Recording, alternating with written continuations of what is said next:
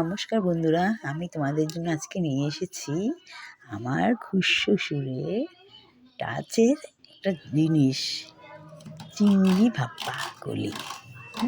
দেখো এই যে আমার খুশশ্বশুর কী করছে, নারকেলটা কুড়িয়ে দিচ্ছেন। দেখেছ তার এই যে 89।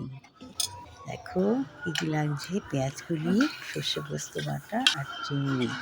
এই চিংড়িগুলো আমি পিঠের দিকে শিরাটা তুলে ভালো করে ধুয়ে নিয়েছি। কালো মতো একটা শিরা থাকে, ওটা কেটে ছুরি দিয়ে যেরকম কেটে তারপর শিরা তুলে নিয়ে পরিষ্কার করে নিয়েছি। তারপরে আমি এইবার যে আমি নারকেলটাকে পেস্ট করব, তার জন্য মিক্সিতে আমি কাঁচা লঙ্কা দিয়ে দিয়েছি আর নারকেল দিয়ে দিয়েছি, আর একটু জল দেবো যাতে মিক্সিটা ঘোরাতে পারি। এই তারপরে এই দেখো জল দিয়েছি। এবার মিক্সিটা আমি ঘুরিয়ে একটু নারকেলটা পেস্ট করে নিচ্ছি।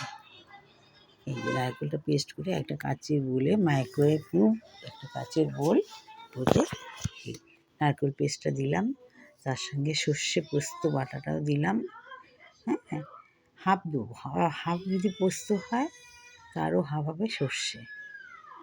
2:1, পোস্তটা একটু বেশি, সর্ষেটা কম।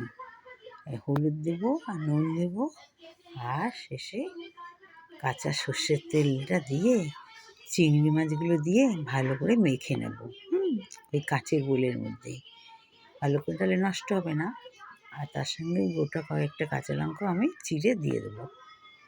নারকেলে তো দিয়েছি, এছাড়াও আমি কয়েকটা কাঁচা লঙ্কা চিড়ে দিয়ে দেবো।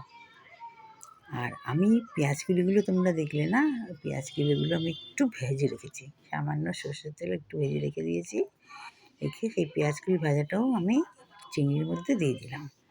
সব একসাথে খুব ভালো করে মাখবো। মেখে একটা মাইক্রোওয়েভ বোল, এই যে এটা দেখুন, এই কিছুক্ষণ রেখে দেবো, হাফ অ্যান আওয়ার।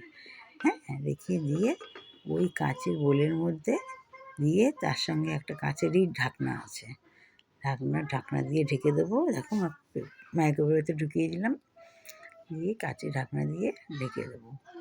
এই যে ঢাকনাটা দিয়ে ঢেকে দিচ্ছি। তারপরে প্রথমে আমি 3 মিনিটের জন্য মাইক্রো করব। 3 মিনিট দেবো, এর বেশি দেবো না। তোমরা প্রথমে 3 মিনিটই দেবে, তারপর বের করে দেখবে হয়েছে কি না। আচ্ছা, দিয়ে স্টার্ট করে দেবো আমি এটা।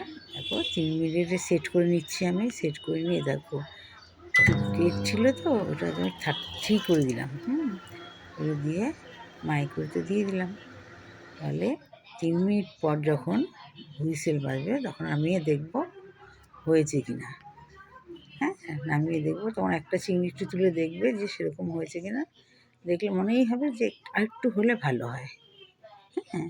তখন আমি একটু উল্টো পাল্টা করে দেবো, দিয়ে আবার মাইক্রোওয়েভে ঢুকিয়ে দেবো। এবার 2 মিনিটের জন্য দেবো, 2 মিনিটের জন্য দেবো। আবার সেই সেম প্রসেস, কাচের বোলটা ঢাকনা দিয়ে দেবো, ঢেকে দেবো, তাহলে গন্ধটা থাকবে, বেরিয়ে যাবে না, আর চিংড়িটা অল্প সময় সিদ্ধ হয়ে যাবে। আবার দিয়ে দিলাম, দিয়ে 2 মিনিটের জন্য দিয়ে স্টার্ট করে দিয়েছি আমি। দিয়ে লাস্টে পিপ বিপ একটা সাউন্ড হবে, তখন বুঝবো হয়ে গেছে। এবার নামিয়ে দেখছি আমি, দেখো ভেপার আছে এখনও, ঢাকনাটা তুলে এই দেখো হয়ে আসছে।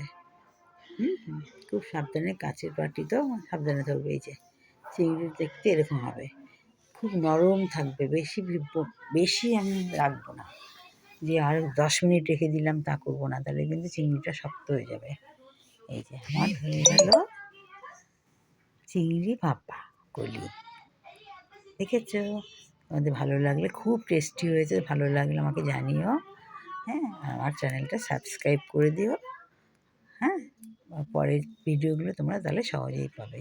এটা প্লেন রাইসের সঙ্গে খুব ভালো যাবে, চিংড়ি ভাপা।